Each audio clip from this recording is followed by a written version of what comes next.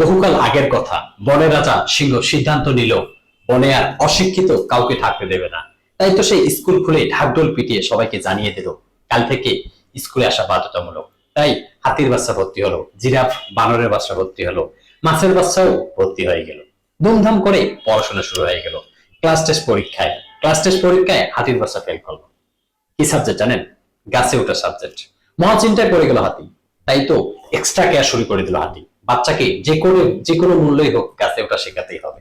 মাছের বাচ্চারও প্রবলেম। কি প্রবলেম জানেন? Attendance problem. সে বেশিক্ষণ গাছে উঠে থাকতে পারে না। তাই তো মাছের বাচ্চা মা মাছকে জিজ্ঞেস করলো যে মা, স্কুলে পানিতে যে স্কুল আছে সেই স্কুলে কি ভর্তি হওয়া যায় না? তখন মা মাছটি ধমক দিয়ে বলল, বনের রাজা, বনের রাজার স্কুল, এর থেকে ভালো স্কুল আর কি হতে পারে, এখানেই তোকে পড়তে হবে। ফাইনাল ইয়ারের রেজাল্ট, ধুমধাম, বিশাল মঞ্চ, সবাইকে দাওয়াত দিয়ে ডেকে আনা হলো এবং ধুমধাম করে বানরের বাচ্চায় গলায় ফার্স্ট হওয়ার কারণে মুক্তোর মালা দেওয়া হলো। এই অপমান সহ্য করতে না পেয়ে হাতি এবং জিরাফের বাচ্চাদেরকে বেধর পিটালো। এরপরও আপনাদের গল্প শুনতে মজা হচ্ছে?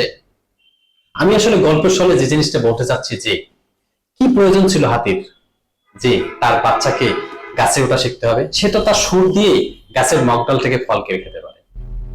আর মাছের বা কি দরকার ছিল গাছে ওঠার? সে তো পানিতে প্রচন্ড বেগে চলতে পারে।